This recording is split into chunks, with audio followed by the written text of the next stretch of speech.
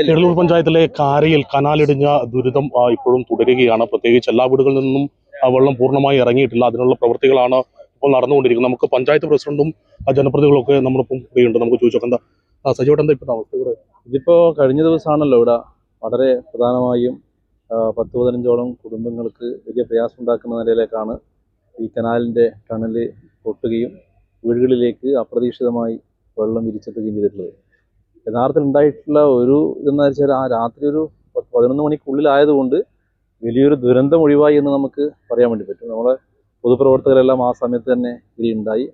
ആദ്യം ചെയ്യേണ്ടുന്ന കാര്യങ്ങൾ അവരെ ഒഴിപ്പിക്കലായിരുന്നു. അത് വളരെ കൃത്യമായി ചെയ്യുന്ന സാഹചര്യം ഉണ്ടായി. പിന്നെ ഈ വിവിധ വകുപ്പുകളുടെ ഏകോപനായിരുന്നു. ഇത് ബഹുമാനപ്പെട്ട കളക്ടർ ഉൾപ്പെടെ ബന്ധപ്പെടുന്നുണ്ട്.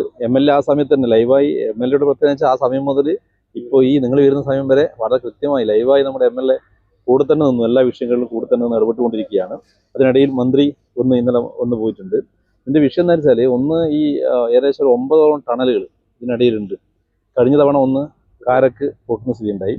ഇത്തവണ ഇപ്പോൾ ഇവിടെയാണ് ഈ സാഹചര്യം ഉണ്ടായിട്ടുള്ളത്.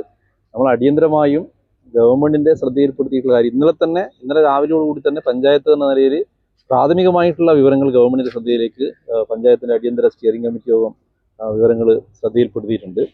അപ്പോൾ റവന്യൂ അതുപോലെ തന്നെ ഇറിഗേഷന്റെ ഉൾപ്പെടെയുള്ളവരുടെ റിപ്പോർട്ട് ഇപ്പോൾ നിലവിൽ ഓൾറെഡി ഇന്നലെ വൈകുന്നേരത്തോടു കൂടി ആക്കണമെന്ന് MLA യോഗത്തിനകത്ത് നിർദ്ദേശിച്ചു. MLA അടിയന്തര യോഗം ചേർന്നിരുന്നു ഉച്ചക്ക്.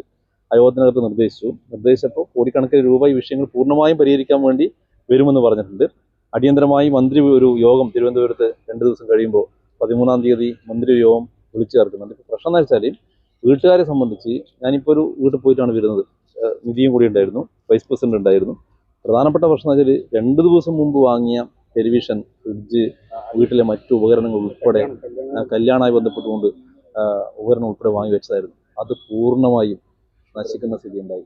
ഈ വീട്ടുകാരെ സംബന്ധിച്ച് ഒരിക്കലും പ്രതീക്ഷിക്കാതെ ദുരന്തമായി. ഇത് യഥാർത്ഥത്തിൽ ഈ പഴശ്ശി ഇറിഗേഷന്റെ ഒരു പ്രവർത്തനത്തിന്റെ ഭാഗമായി ഉണ്ടായിട്ടുള്ള ദുരന്തമാണ്. നമ്മൾ തോട്ടുന്നൊരു വെള്ളം കയറി ഉണ്ടായിട്ടുള്ള ദുരന്തമല്ലല്ലോ. അപ്പോൾ ഒരു പ്രധാനമായി ഒരിക്കലും പ്രതീക്ഷിക്കാത്ത ഒരു സംഭവമാണ് എന്നുള്ളത് കൊണ്ട് ഈ വീടുകളിലെല്ലാം തന്നെ ഉണ്ടായിട്ടുള്ള ഇലക്ട്രോണിക്സ് ഉപകരണം കംപ്ലീറ്റ് പോയി. ഒരു വീടാണെങ്കിൽ അപകടാവസ്ഥയിലാണ്. അത് ഈ കട്ട വീട്, പഴയ കട്ട വീടുണ്ടല്ലോ, തേച്ച് റെഡിയാക്കി വെച്ച വീടാണ്. ആ വീടിന് എന്ത് സംഭവിക്കുമെന്ന് പറയാൻ വേണ്ടി പറ്റില്ല. നിലവിലെ വീടുകളിൽ തന്നെ ചില വീടുകളിലെ കല്ലുള്ള വീട്ടിൽ തന്നെ ഫൗണ്ടേഷൻ ഉൾപ്പെടെ ഈ വെള്ളം 2 ദിവസം കിട്ടിയെന്നുള്ളൂ. അതിൻ്റെ ഭാഗമായിട്ടുള്ള പ്രശ്നം നിലനിൽക്കുകയാണ്. താഴെ ഭാഗത്ത്, അതായത് ഓപ്പോസിറ്റ് ഭാഗത്ത് കനാലിനെ മുറിച്ചിട്ടാണ് ഇപ്പോൾ നിങ്ങൾ കണ്ടല്ലോ, ഏകദേശം ഒരു അന്ന് മുതൽ ഇന്നലെ മുഴുവൻ രാവിലെ മുതൽ വൈകുന്നേരം വരെ ഇന്നിപ്പോൾ ഈ സമയം വരെ ഇറ്റാച്ചി, JCB ഉൾപ്പെടെയുള്ള ഉപകരണങ്ങളുടെ എല്ലാം സഹായത്തോടു കൂടി വർക്ക് ചെയ്തുകൊണ്ടേയിരിക്കലാണ്. ഏകദേശം 500ഓളം വളണ്ടിയേഴ്സ് ഈ പ്രവർത്തനത്തിനകത്ത് മുഴുകിക്കൊണ്ടിരിക്കുന്നു. പൊതുപ്രവർത്തകരാകമാനം മുഴുവൻ ആളുകളും ഈ സമയം വരെ നമ്മുടെ കൂടെയുണ്ട് എന്നുള്ളതാണ് ഏറ്റവും മാതൃകാപരമായിട്ടുള്ള പ്രവർത്തനം. ഇതിനെല്ലാം ഇവരെ പോലെയുള്ള ആളുകൾ, ചെറുപ്പക്കാർ നല്ല നിലയിൽ ഇടപെടലും പ്രവൃത്തി ഇപ്പോൾ നടത്തിക്കൊണ്ടിരിക്കുന്നു എന്നുള്ളത് വലിയ സന്തോഷപ്രദമായിട്ടുള്ള കാര്യമാണ്. നമ്മളെന്തായാലും ഇത് മുറിച്ചു കടക്കും. അതിനു വേണ്ടിയുള്ള വലിയ ഇടപെടലാണ് ഇപ്പോൾ നടത്തിക്കൊണ്ടിരിക്കുന്നത്. അടുത്ത ദിവസം മീറ്റിംഗ് വിളിക്കുകയാണെന്ന് പറഞ്ഞു. അപ്പോൾ അങ്ങനെയാണെങ്കിൽ ഇവരുടെ വീടിന്റെ ഉൾപ്പെടെയുള്ള സാഹചര്യങ്ങൾ ഗവൺമെന്റിനെ മനസ്സിലാക്കാനുള്ളൊരു ഇടപെടൽ പഞ്ചായത്തിന്റെ ഭാഗത്തുണ്ടാവും. അതായത് നമ്മളിപ്പോൾ തന്നെ ഇന്നലെ 1 മണിക്ക് യോഗം ചേർന്നു. ആ യോഗത്തിനകത്ത് ബഹുമാനപ്പെട്ട MLA തന്നെ പറഞ്ഞിട്ടുള്ളത് ഇതൊരു ദുരന്ത സമാനമായിട്ടുള്ള ഒരു സാഹചര്യമാണ് നിലനിൽക്കുന്നത്. അതുകൊണ്ട് തന്നെ ചെയ്യാനുള്ള കാര്യം അതിനാവശ്യമായിട്ടുള്ള പദ്ധതികൾ ഉണ്ടാവണം എന്നാണ്. ഈ കുടുംബങ്ങളെ ചേർത്ത് പിടിക്കുക പ്രധാനപ്പെട്ട ഒരു പ്രശ്നമാണ്. പിന്നെ ഇതിനകത്ത് വേറൊരു ഭാഗം എന്ന് വെച്ചാൽ ഇവിടുന്ന് മുതൽ ഇപ്പോൾ മട്ടന്നൂർ മുതൽ യഥാർത്ഥത്തിൽ വേങ്ങാട്, അഞ്ചരക്കണ്ടി, കീഴല്ലൂർ, കൂത്തുപറമ്പേക്ക് ഉൾപ്പെടെയുള്ള ഒരു ബൈപ്പാസ് റോഡാണിത്. വളരെ സൗകര്യത്തിൽ എയർപോർട്ടിന്റെ തിരക്കറിയല്ലോ നമുക്ക്. ബൈപ്പാസ് ആയിട്ട് നമ്മൾ ഉപയോഗിച്ചിരുന്ന ഒരു റോഡാണ് ഈ റോഡ്. ഈ റോഡ് പൊട്ടുക എന്ന് പറഞ്ഞാൽ വലിയ പ്രശ്നമാണ്. സ്കൂൾ ബസ് സ്കൂൾ ബസ് നിരന്തരമായി രാവിലെ 9 മണി മുതൽ നിരന്തരമായി സ്കൂൾ ബസ് പോകുന്ന റോഡായത്. ഇതിപ്പോൾ അതിപ്രാധാന്യത്തോടു കൂടി നടപ്പിലാക്കുന്നില്ല എങ്കിൽ ഉണ്ടാകുന്നൊരു പ്രശ്നം എന്ന് വെച്ചാൽ ഈ ഭാഗമുള്ള മുഴുവൻ കുട്ടികളെയും ഓരോ രക്ഷിതാക്കൾ രാവിലെയും വൈകുന്നേരവും അപ്പുറത്തേക്ക് അഞ്ചരക്കണ്ടി മട്ടൺ റോഡിലേക്ക് രാവിലെയും വൈകുന്നേരം കൂട്ടിക്കൊണ്ടുപോയി തിരിച്ചു കൊണ്ടുവരുന്ന സ്ഥിതി ഉണ്ടാവും. രക്ഷിതാക്കളിൽ കുറേ ആളുകൾ വിവിധ ജോലിക്ക് പോകുന്നവരാണ്. അപ്പോൾ അതും പ്രശ്നമായിട്ട് നിൽക്കുകയാണ്. താഴെ ഭാഗമുള്ള കൃഷിമേഖല പൂർണ്ണമായും നശിക്കുന്ന സ്ഥിതി ഉണ്ടായി.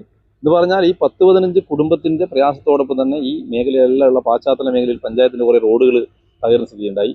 ജലജീവ മിഷന്റെ ഭാഗമായിട്ടുള്ള കുടിവെള്ള പ്രശ്നം നിലനിൽക്കുന്നു.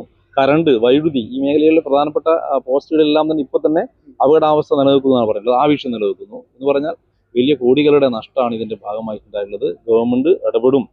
മുൻകാല അനുഭവങ്ങൾ നമ്മൾ അങ്ങനെയാണ്. അതേ നിലയിൽ തന്നെ ഗവൺമെന്റ് ഇടപെടും എന്ന് തന്നെയാണ് പഞ്ചായത്ത് ഭരണസമിതിയുടെ ഇപ്പോഴത്തെ പ്രതീക്ഷ.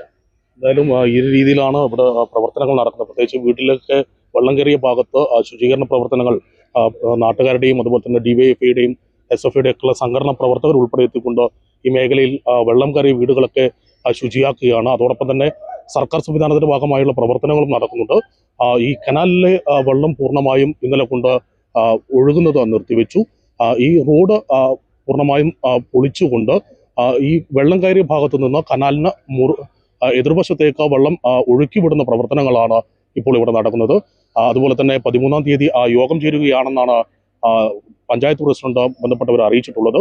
ആ യോഗത്തിൽ ഈ ജനങ്ങളുടെ പ്രശ്നങ്ങൾ പൂർണ്ണമായും അറിയിക്കാനാണ് പഞ്ചായത്തിന്റെയും MLAയുടെയും ലക്ഷ്യമെന്നും കൂടി അദ്ദേഹം സൂചിപ്പിക്കുന്നു. അടിയന്തരമായി സർക്കാർ ഈ പ്രശ്നത്തിൽ ഇടപെടുമെന്ന പ്രതീക്ഷയിൽ തന്നെയാണ് ജനങ്ങളും അതുപോലെ ഈ മേഖലയിലുള്ള ജനപ്രതിനിധികളും ഉള്ളത്. സംഭവ സ്ഥലത്തു നിന്നും ക്യാമറമാൻ അരുൺ ജനാർദ്ദനൊപ്പം ചിസ്ലിഷ് കാക്കര, ഗ്രാമിക ന്യൂസ്, മട്ടന്നൂർ.